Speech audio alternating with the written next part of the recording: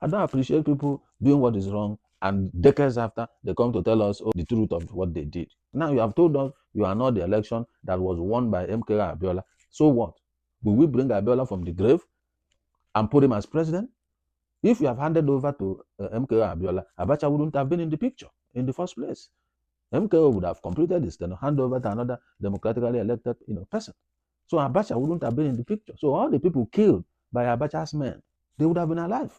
Now you see how the decision IBB made led to the death of so many people. Hello, my people. This is Andy Media TV bringing you again today trending stories.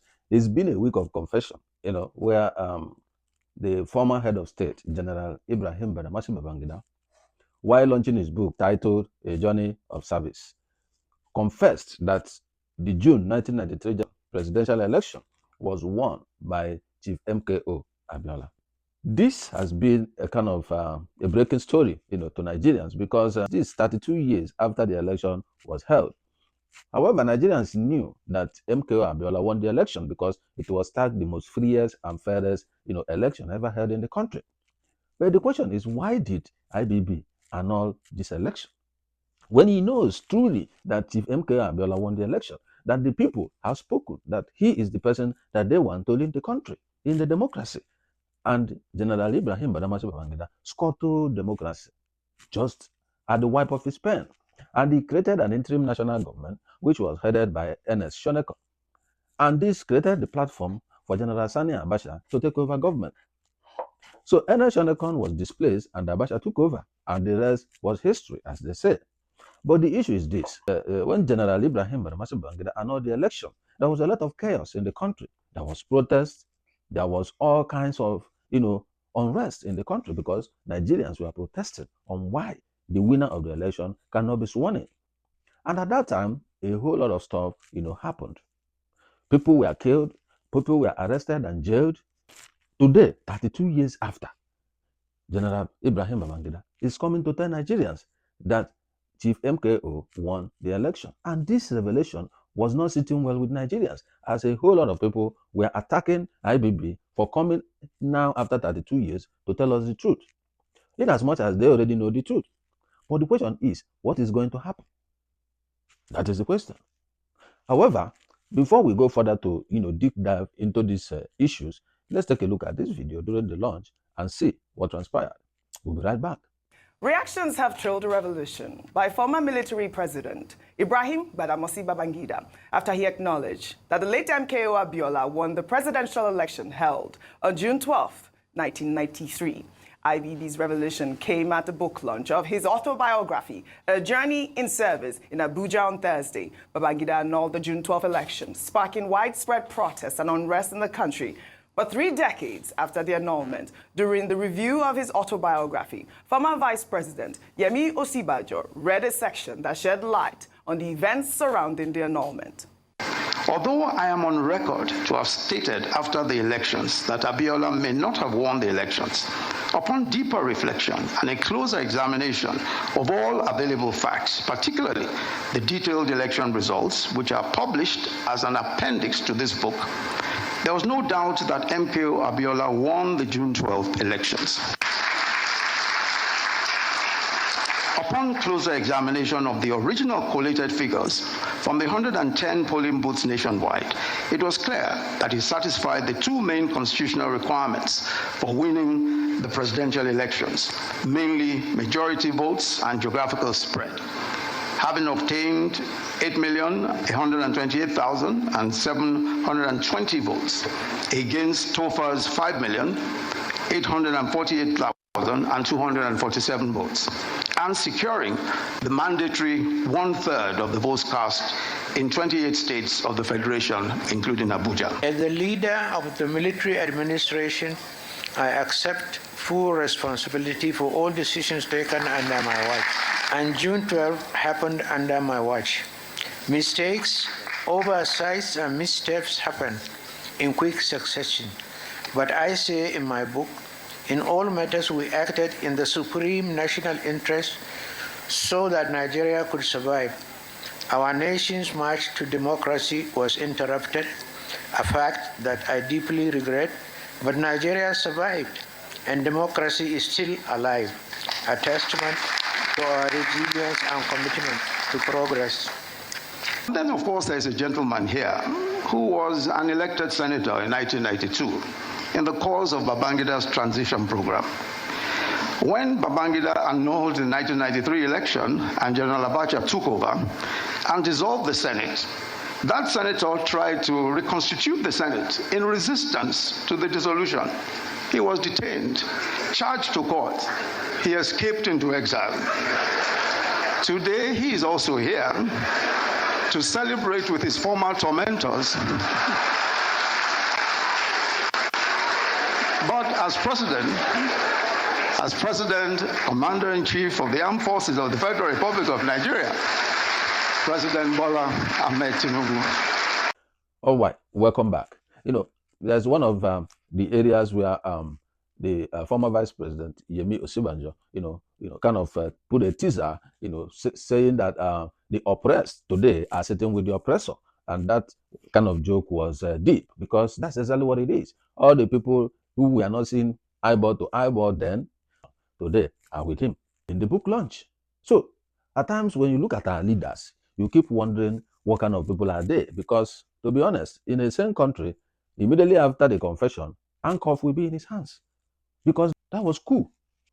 Suppressing the winner of election to become, the leader of the country. It's a coup, as the case may be. But today, they laughed it off and even raised over 17 billion, naira for him in the name of constructing a library. If that 17 billion is put into our education system, I think we would have been improving in our HDI. If that money, 17 billion, is put in the health sector, I think many of us traveling out of the country for any health condition will not be able to do so, because there will be quality health sector. If that 17 billion is put, in trying to, draw people out of poverty, it would have made some sense. But raising that kind of fund for a man who treated, the Nigerians the way he treated them during his tenure is nothing to write home about. I could recall at that time when Chief MKO Abiola was fighting for his mandate, he was arrested, he was imprisoned, and from there, he lost his life. Even his wife was also killed by the junta who took over from Ernest Shonekan. So when you look at the incidents that have happened because of this annulment of June 12th election, you will begin to understand that what Babangida did was not something to come and clap for him in a book launch. It's something that he needs to be scolded, because many lives were lost during the protest. And don't forget, even in his administration, he was nicknamed Maradona. Why? Because he was not, ready to hand over power. And that's partly the reason why the election was annulled. He was there changing the dates here and there on when to constitute, national government, because he wanted to cling onto power. And that is the main reason why this election was annulled. So when you look at what transpired during his tenure and now, 32 years after, is Nigeria better off or worse off? Nobody can tell. Maybe if Chief MKO Abiola, was sworn in as the president at that time, maybe Nigeria would have been better. Maybe Nigeria would have been worse, but nobody knows. But people believe in Chief MKO Abiola that is the man. He's the man, oh, he's the man. If you remember, SDP and then NRC then. So we record that had it been, he allowed the election result to flow, and the person that won was sworn in, maybe Nigeria would have been better today. Or maybe Nigeria would have gone in a better, path. Nobody can tell. But the issue here is, why will the incumbent annul an election? That is the question. An election he knew that was credible, he knew was fair, he knew that that was the best election, and he still went ahead to annul it just like that. And this is the problem we have been facing till date, that when election is conducted, the incumbent will use INEC to begin to, change, figures to make sure that he retains power, or to make sure that his party retains power. People buy their way to power today. So maybe we will not be surprised that in the next couple of years, the current INEC chairman, when he has retired and gone to his village, may come out one day to tell us that the winner of 2023 presidential election is P2B or Atiku or whoever. And then we clap for him and raise money for him. So is that what we'll be doing? Because there is no accountability. Because people don't pay a price for the crime that they commit. This is the height of it. And I'm so shocked when all the timber and caliber were there to launch the book. And they were even raising money to build a library in his name. And Nigerians are suffering. There's hunger in the land. There's huge poverty in the land. Nothing is working. And these guys were raising 17 billion. He messed up the country by not allowing the winner of election to take up the mantle of leadership.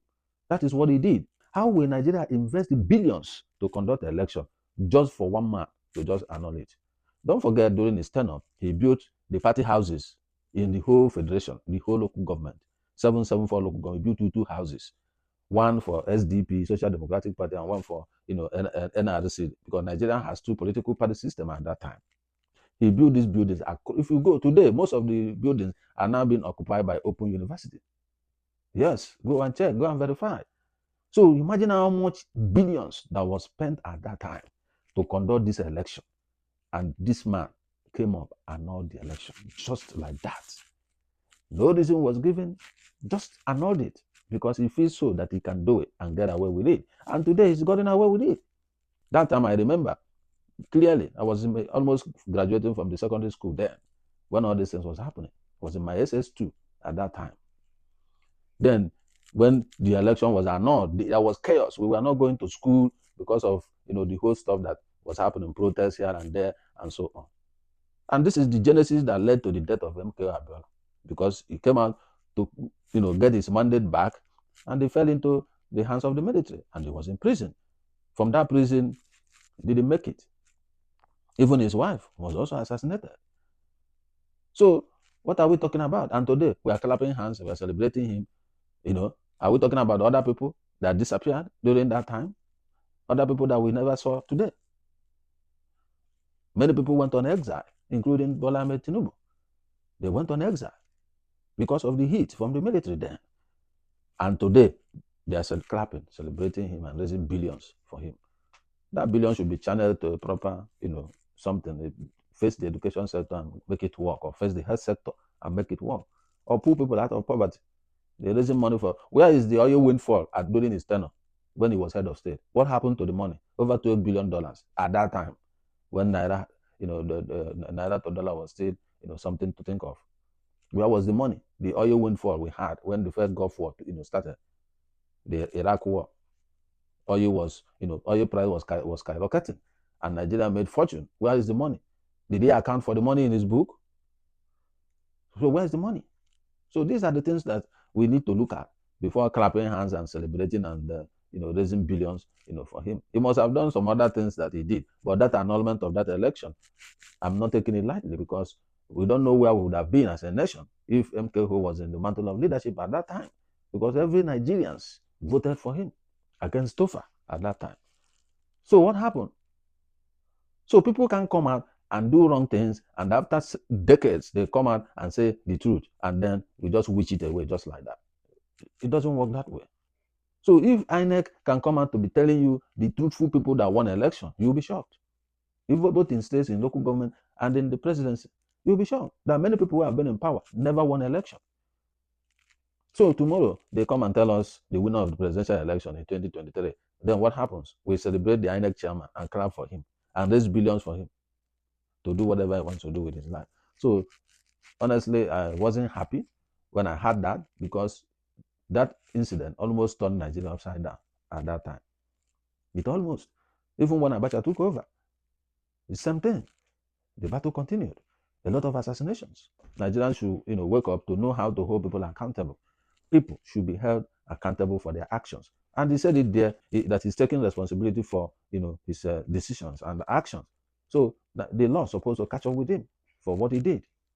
We can't, others will be moving forward and we're moving backwards. So we should stop celebrating evil. We should stop celebrating what is not right. It is not right to annul an election when somebody has won an election. It is not right. It is not right for people to win an election. You take off their name and put a name of somebody who didn't win an election. It is not right.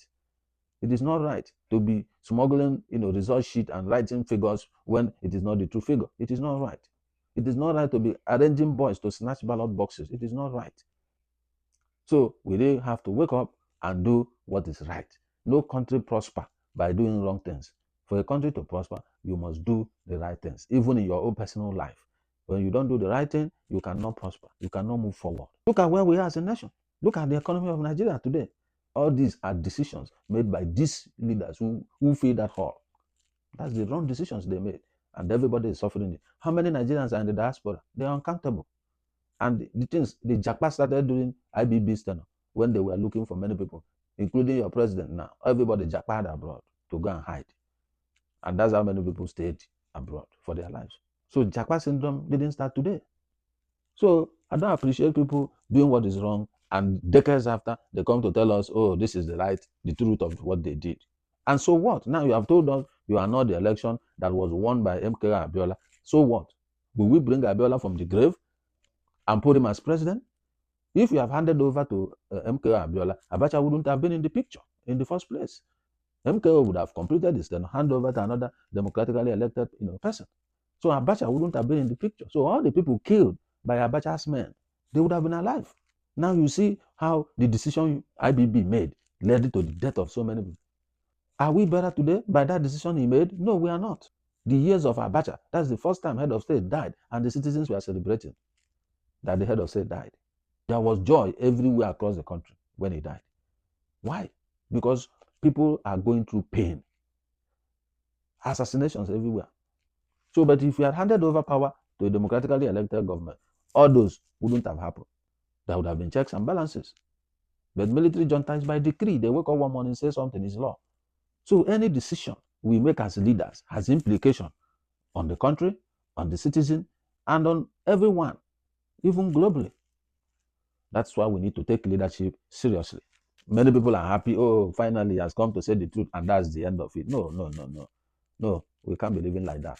The major part is that the election in annulled affected Nigeria tremendously, especially people that lost their lives. Many people went on exile, and so many things happened. And it is his action that dovetailed into Abacha coming into power by exiting Ernest Shonekan, who Babangida placed as the international government chairman there, who was handling the nation so that they can conduct the election.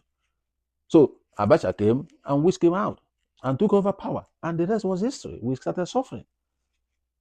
So that is what people need to remember. Not that he wrote a book and he was talking whatever he's talking in that book. That's not the issue here. The issue is that his decision affected Nigeria seriously, and affected every one of us, and affected people who lost their loved ones because of the June 12th election. So it is what it is. The truth is hard and bitter, but we have to say it anyways.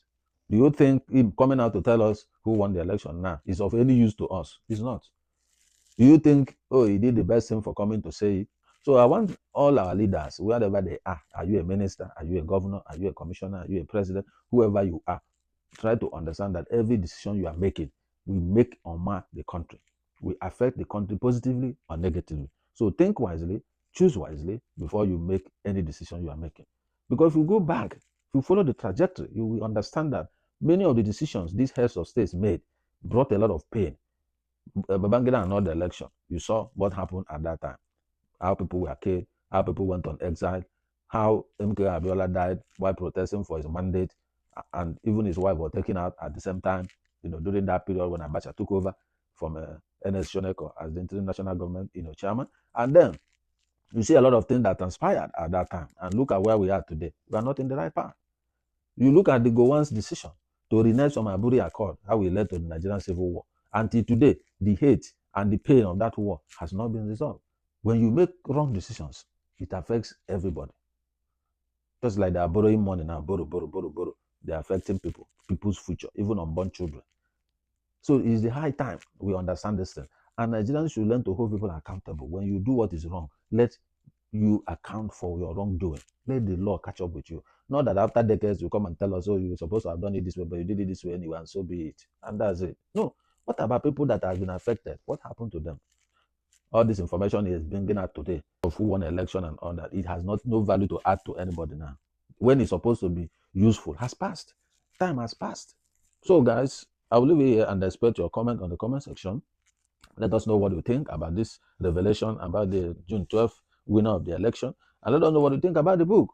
But however, following the news, you understand what transpired. There are different opinions, here and there. But let's hear your own opinion. concerning this issue. So if you are new to my channel, please don't forget to like and share this video and subscribe to my channel. Click on the notification button so that when my next new video drops, you'll be one of those to be notified. I'll see you in my next video, and I'm signing out. Thank you for watching.